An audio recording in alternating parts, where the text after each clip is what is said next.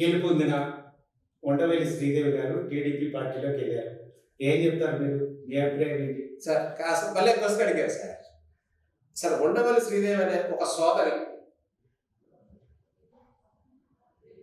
ఈ రాష్ట్రంలో ఆమె ఎప్పుడు అసలు ఎమ్మెల్యే కాదు. నా అన్న ఈ రాష్ట్ర ముఖ్యమంత్రి. ఆయనకి దళితుల పట్ల ఉన్న ప్రేమ చూడండి, ఇదే చూడాలి మీరు.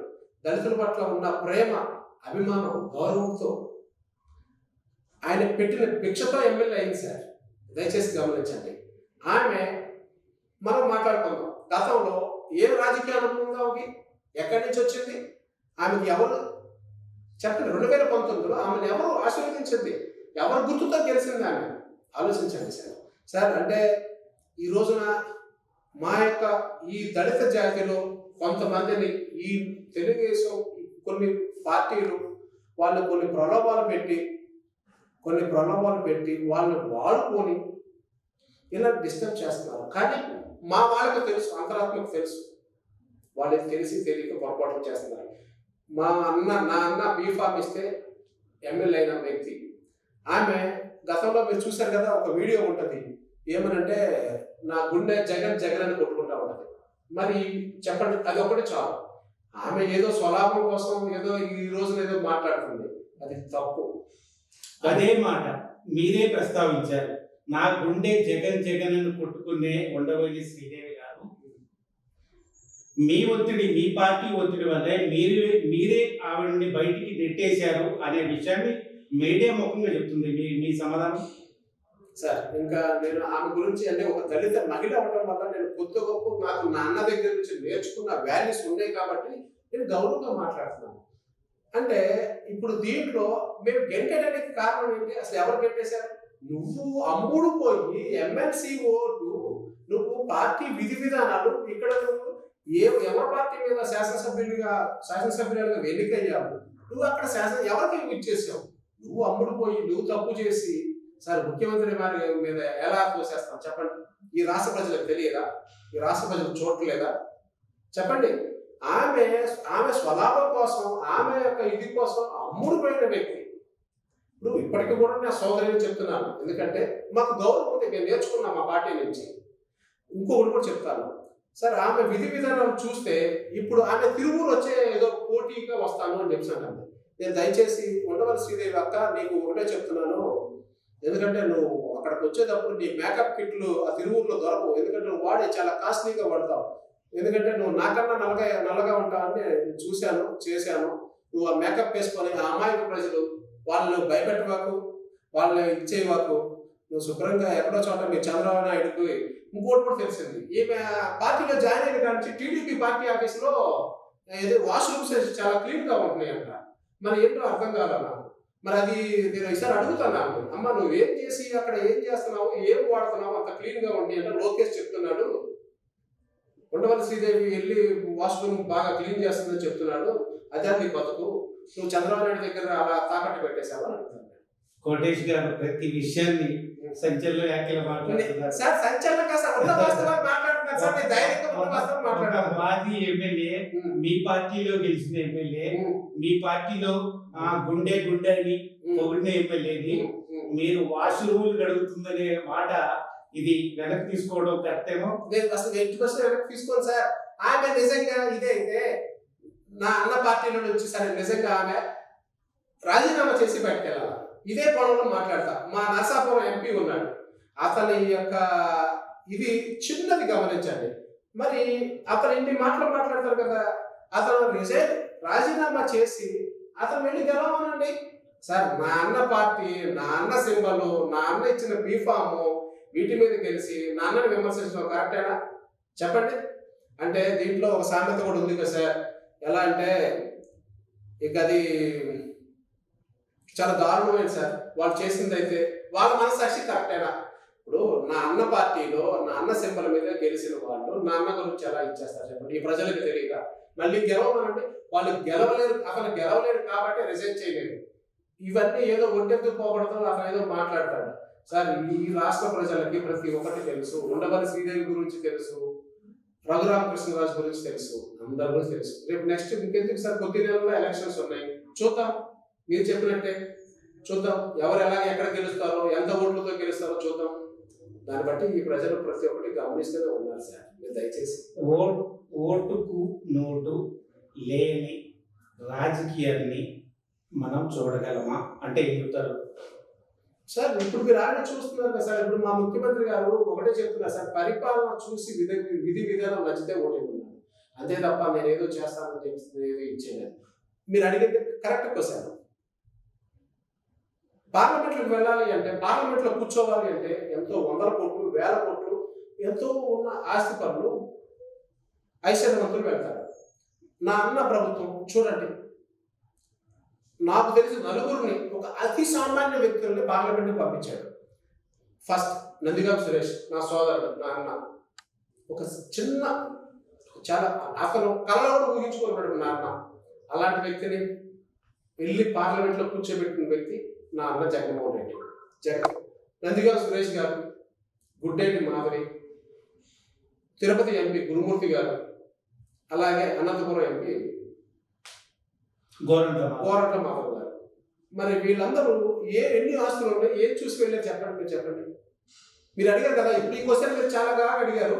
మరి వీళ్ళ దగ్గర ఎన్ని కోట్ల ఆస్తులు ఉన్నాయి, ఎంత డబ్బులు ఉన్నాయి, ఏం చూసి ఇచ్చారు చెప్పండి. మీరు చెప్పాలి, మీరు చెప్పాలి. మీరు అంటే సరికాదు సార్. మీరు ఇప్పుడు ఏదో అనేసి ఇచ్చేస్తే రాళ్ళు వేస్తే సరికాదు. నా అన్న మీద రాయి కాదు సార్. నా అన్న వైపు చూపు చూసినా కూడా కళ్ళు పీకేస్తారు.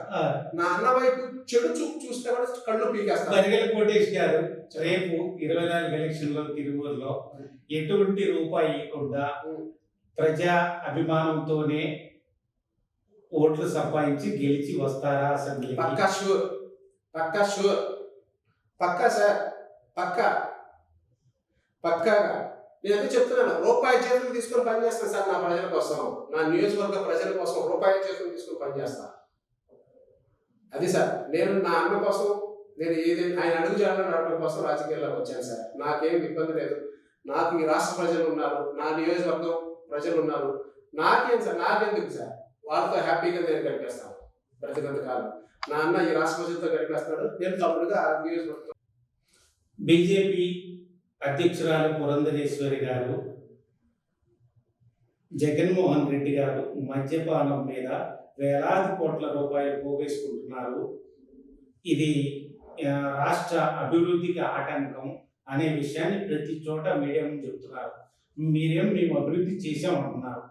ఏమిటి దీనిలో మాత్రం సార్? దీంట్లో కరెక్ట్గా నేను మాట్లాడతాను సార్. మా ముఖ్యమంత్రి గారు ఏం చెప్పారంటే, ఈ మద్యపానం గురించి గ్రాడ్యువల్గా తగ్గిస్తానని చెప్తున్నారు. చూడండి, ఈ రాష్ట్రంలో గ్రాడ్యువల్గా తగ్గినాయో లేదో చూడండి. ఇప్పుడు సార్, ఇంతకుముందుకి ఇప్పటికి చాలా తేడా ఉంది.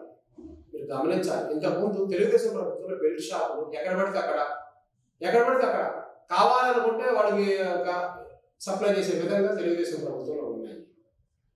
అది ఈ రోజు కనబడుతుందా మీకు? చూడండి, మీరు గమనించండి. అంటే కంట్రోల్ అవుతుంది. అంటే ఎంత ఈ రాష్ట్రంలో చెయ్యాలి అంటే ఒక్కసారిగా అవుతుంది. గ్రాడ్యువల్గా స్లోగా స్టెప్ బై స్టెప్ కంట్రోల్ అవుతుంది. ఇప్పటికీ చాలా వరకు కంట్రోల్ అయింది. చెప్పండి. జగన్మోహన్ రెడ్డి గారు పాదయాత్ర సమయంలో మద్యపాన నిషేధం అనే నినాదంతో వచ్చారు. మద్యపాన దాంట్లో గమనించండి. ఆయన ఏం చెప్పాడంటే గ్రాడ్యువల్గా ఇచ్చేస్తానన్నారు, క్లోజ్ చేస్తానన్నారు తప్ప ఒక్కసారి నేను ప్రభుత్వం వస్తే మద్యపాన నిషేధం ఎక్కడ చెప్పలేదు కదా. గ్రాడ్యువల్గా స్టెప్ బై స్టెప్ తగ్గిస్తాను అని చెప్తాను. అదే ప్రాసెస్ జరుగుతుంది కదా. ఇప్పుడు జరగట్లేదా? అదే ప్రాసెస్. ఎన్ని ఉన్నాయి? ఇంతకుముందు ఎన్ని లక్షల్లో ఉన్నాయి బెల్ట్ షాపులు? ఇప్పుడు చూపించండి, మీరు ఎక్కడైనా ఒకటి చూపించండి. మీ అన్నగారైన జగన్మోహన్ రెడ్డి గారు మద్యపాన నిషేధం అనే మాట ప్రస్తావించలేదు అనే విషయాన్ని మీరు స్పష్టంగా చెప్తున్నారా?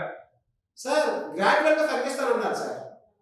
ఆయన స్లోగా స్టెప్ బై స్టెప్ తగ్గిస్తాను అని చెప్తాను. దాన్ని మీరు వేరే ఉద్దేశంతో చూసి మాదేం లేదు సార్, మాదేం లేదు. ఇది మహిళల నుంచి వస్తున్న మాట. అయినా మీరు ఆ వీడియోస్ చూడండి, మళ్ళీ మీరు ఒకసారి మీ దగ్గర ఉంటాయి కదా, ఆ వీడియోస్ చూడండి. ఆయన స్లోగా గ్రాడ్యువల్గా తగ్గిస్తాను అన్నారు. తగ్గిస్తాను అలాగే చేస్తున్నారు కదా. అదే నేను చెప్తుంది. ఇది ఇంతకు ముందు లాగా లేదు. మాకు నిజంగా ఖజానా నింపుకోవాలనుకుంటే మేము అలాగే చేసేవాళ్ళం, తెలుగుదేశం ప్రభుత్వంలో చేసినట్టు. మాకు రాష్ట్ర ప్రజల యొక్క ఉపయోగం కావాలి. వాళ్ళ యొక్క ఆరోగ్యం, వాళ్ళ యొక్క మంచి కులం మతం పార్టీ భేదం లేకుండా నవరత్నాలు రాష్ట్రంలో ప్రతి ఒక్కళ్ళకి అందుతున్నాయా అంటే మీరేం చెప్తారు? సార్ 100కి 1,00,000% అందుతుంది అని చెప్తాను సార్. అయితే చెప్తున్నా మా నవరత్నాలు అందబట్టే కదా మేము మళ్ళీ వైనాట్ 175లో ఉన్నాము. చెప్పండి. ఇప్పుడు తెలుగుదేశం ప్రభుత్వం తెలుగుదేశం వారికి కూడా పార్టీ నాయకులకి కార్యకర్తలకు కూడా ఈ రోజున మా యొక్క ప్రభుత్వం నుంచి వెళ్లాల్సిన స్కీమ్స్ వాళ్ళకు కూడా పక్షపాతం లేకుండా మేము ఇస్తున్నాము. పక్షపాతం లేకుండా ఇస్తున్నాం అనే మాట స్పష్టంగా మీరు చెప్తున్నారు కదా. అదే విధంగా తిరువూరు నియోజకవర్గంలో మీరు పెన్షన్లు రాని వాళ్ళకి మీ స్వ హస్తాలతో పెన్షన్లు ఇస్తున్నారు. కరెక్టే. అంటే వాలంటీర్ లోపమా, ప్రభుత్వ లోపమా, ఎక్కడ జరిగింది? మీరు ఇవ్వడంలో ఆంతర్యం ఏంటి? కరెక్ట్గా అడిగారు. ఇప్పుడు అక్కడ ఏమవుతుందంటే ఈ ఆధార్ కార్డులు కొన్ని టెక్నికల్ సాంకేతిక లోపం, వీళ్ళు సబ్మిట్ చేసే ఆ యొక్క ఎవిడెన్స్ ఏవైతే దానికి సంబంధించినవి కావాలో ఇవి వాళ్ళు సంబంధించిన సబ్మిట్ చేయలేక కొంతమందికి ఈ ఫింగర్ తంబు పడక కొన్ని టెక్నికల్ ప్రాబ్లమ్స్ నా అన్న ప్రభుత్వం ఎన్నైనా ఇవ్వడానికి సిద్ధంగా ఉంది. టెక్నికల్ ప్రాబ్లమ్స్తో కొంతమంది నిరుపేదలు ఉన్నారు. వాళ్ళని చూసి ఈ రాష్ట్రానికి పెద్ద కొడుకు జగన్మోహన్ రెడ్డి, చిన్న కొడుకు నేనుగా వెళ్ళి నా అన్న ప్రభుత్వానికి అండగా నేను ఇస్తున్నాను. ప్రతి నియోజకవర్గంలో 175 నియోజకవర్గాల్లో వైసీపీ పార్టీకి రేపు ఎలక్షన్కి ఆశావాహులు ఒక్కొక్క చోట 5 ఉన్నారు. మీరు ఆశావాహే తిరువురు నియోజకవర్గం నుంచి. కేవలం మరి మీరు ఆ విధంగా ప్రతి ఒక్కళ్ళకి పెన్షన్ రాని వాళ్ళకి, కుటుంబం బాధల్లో ఉన్న వాళ్ళకి, ఆరోగ్య పరిస్థితి బాధలేని వాళ్ళకి మీరు సొంత డబ్బుల్ని వాళ్ళకి ఇవ్వడం జరుగుతుంది. ప్రతి నియోజకవర్గంలో ఈ విధంగా ఎందుకు జరగట్లేదు? ఆశావాహాలు ఎందుకు చేయట్లేదు? మీరే చేయడంలో అంతర్యం ఏంటి? అదే చెప్పే కదా, నేను ఆ ప్రజలకు రుణపడిపోయి ఉన్నాను. నేను ఆ ప్రజలకు రుణపడి ఉన్నా కాబట్టి వాళ్ళ రుణం తీర్చుకుంటున్నాను సార్. మీరు ఇంతకుముందు అడిగారు, మీరు వ్యాపారం చేయడానికి వచ్చారా, డబ్బుల కోసం వచ్చారు రాజకీయాల్లో? నేను డబ్బుల కోసం కాదు సార్, సేవ కోసం వచ్చాను. ప్రతి రాజకీయ నాయకులు అదే సేవ కోసం వచ్చాను సార్. నేను నిజంగా ప్రతి నాయకులు ఇవ్వట్లేదని మీరు చెప్తున్నారు. ఇప్పుడు మీరే చెప్తున్నారు ఆశావాహులు ఇవ్వట్లేదు సార్, ఆశావాహులు ఇవ్వట్లేదని చెప్తున్నారు. మరి నేను ఇస్తున్నాను కదా. నేనంటే డబ్బుల మీద నాకు కాదు, నా అన్న ప్రభుత్వానికి నేనుగా నా వంతు నేను సహకారం ఇస్తున్నాను, అంతే తప్ప దీంట్లో ఏమీ లేదు. మీరు తిరువురు నియోజకవర్గంలో దివంగత నేత రాజశేఖర రెడ్డి గారి విగ్రహాలకే మీరు పెయింట్ వేయించడం, స్వాతంత్రాన్ని తీసుకువచ్చిన సుభాష్ చంద్రబోస్, గాంధీ లాంటి వాళ్ళకి ఆ విగ్రహానికి ఎటువంటి పెయింట్ వేయించకుండా దివంగత నేతకు మాత్రమే వేయించడంలో రాజకీయ లబ్ధ ఏంటి మీరు? సార్ అలా ఏం లేదు. ప్రతి ఒక్కటి నాకు బాధ్యత ఉంది. మీరు చెప్పినట్టే బాధ్యత ఉంది. అయితే నేను స్టెప్ బై స్టెప్ అక్కడ చేద్దామని, అభివృద్ధి అక్కడ ఉన్న వాటిని చేద్దాం అనుకున్నాను. ఈలోపు చూశారు కదా, అక్కడ ఉన్న మా శాసనసభ్యుడికి అతనికి అవగాహన లేదు. అతనికి మా ముఖ్యమంత్రి గారి దగ్గర నుంచి బీఫామ్ కావాలి. 2 సార్లు మా పార్టీ, మా యొక్క ముఖ్యమంత్రి గారి వల్ల ఆయన ఎమ్మెల్యే అయ్యాడు. మా ముఖ్యమంత్రి గారి తండ్రి విగ్రహాలకు పెయింట్ వేపిస్తే కార్మికుల్ని కొట్టించడం, వాళ్ళని చంపడానికి ప్రయత్నించారు. నేను అది కూడా కంప్లైంట్ ఇచ్చాను. కానీ ఏంటంటే దాంట్లో సరే ఒక కుటుంబంలో ఏదో పొరపాటు జరిగిందని చెప్పేసి నేను దాన్ని సమర్థించుకున్నాను. అదే నియోజకవర్గంలో మీ పార్టీ వారే, చెప్పండి, మీ పార్టీ వారే బరిగెల కోటేష్ గారు గ్రూప్ రాజకీయాలు చేస్తున్నారు, అందుకోసమే దివంగత నేతని ఎంచుకున్నారు అని చెప్పి ఒక ఆరోపణ. మీరే చెప్తారు సార్? ఇది అబద్ధం సార్, ఇది అబద్ధం. ఎంచుకోవటం ఏంటి సార్?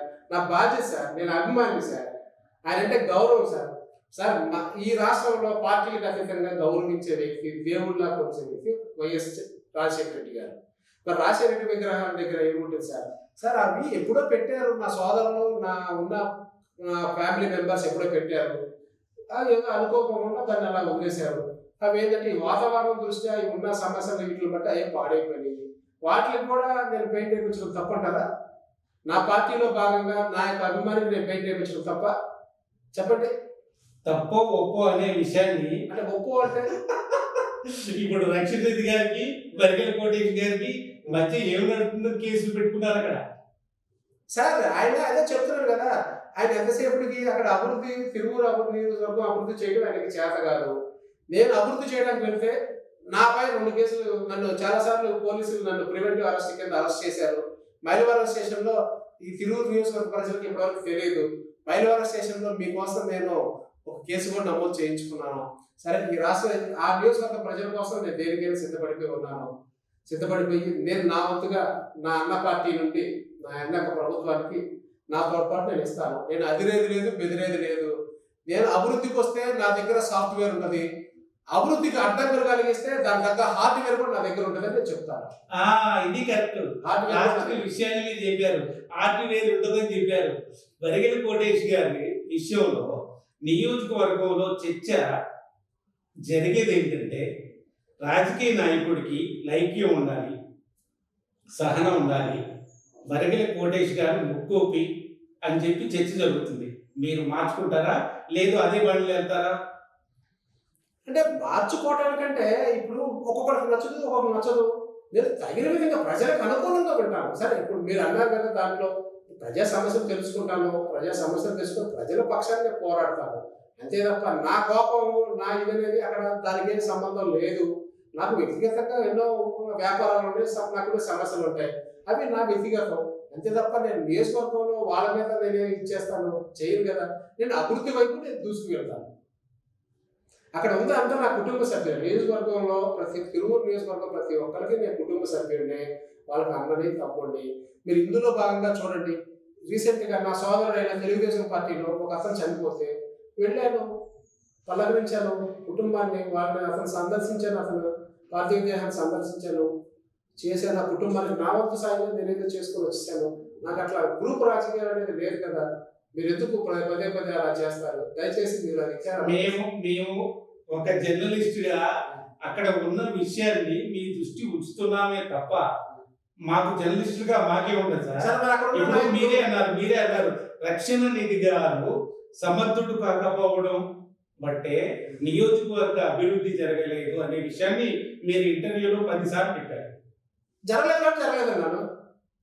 అదే కదా ఆయన చేయడం చేత కదా. ఆయన జరగలేదు అంటే నా అన్న ప్రభుత్వం సిద్ధంగా ఉంది, అతనికి ప్రొసీజర్ తెలియలేదు. ప్రభుత్వం నుంచి నిధులు తెచ్చుకోవడంలో అతను ఫెయిల్ అయ్యాడు. తెలియక అతనికి ఒక జ్ఞానం పరిజ్ఞానం లేక అది ఈ 4 సంవత్సరాల ఈ ప్రయాణంలో రక్షణ నిధి గారు నియోజకవర్గ అభివృద్ధి చేయలేదనే విషయాన్ని మీరే చెప్తున్నారు. ఇది కరెక్టే.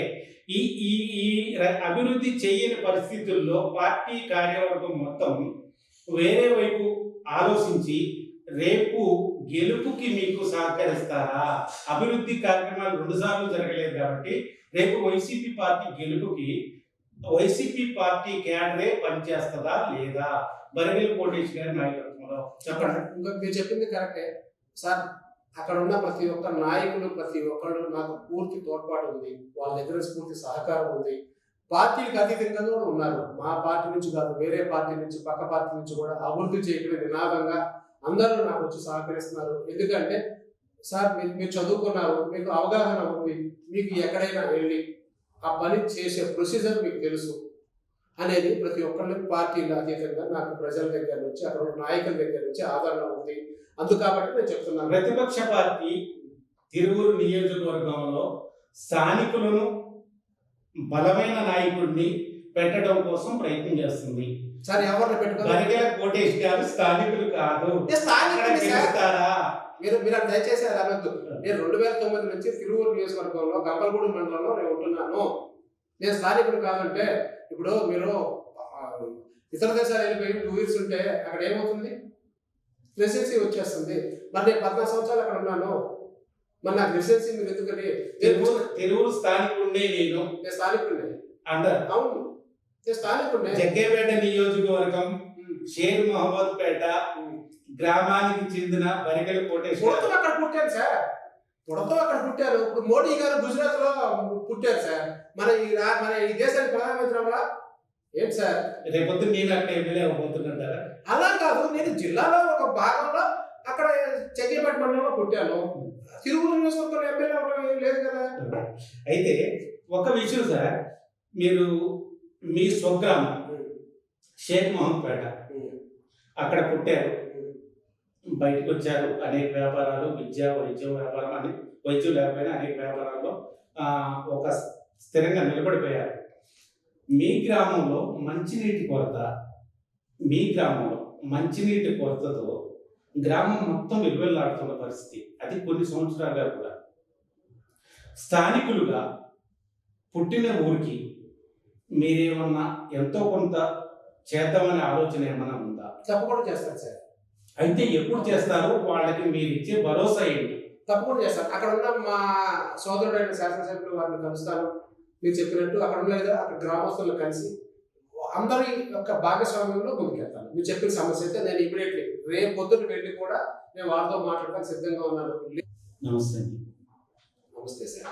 అనేక విషయాలు మీతో దాదాపు 1 గంటన్నర పైన అనేక విషయాలు చర్చించాం. ప్రతి విషయానికి క్షుణ్ణంగా మీరు పరిణితి కలిగిన రాజకీయ నాయకుడిగా మాట్లాడారు.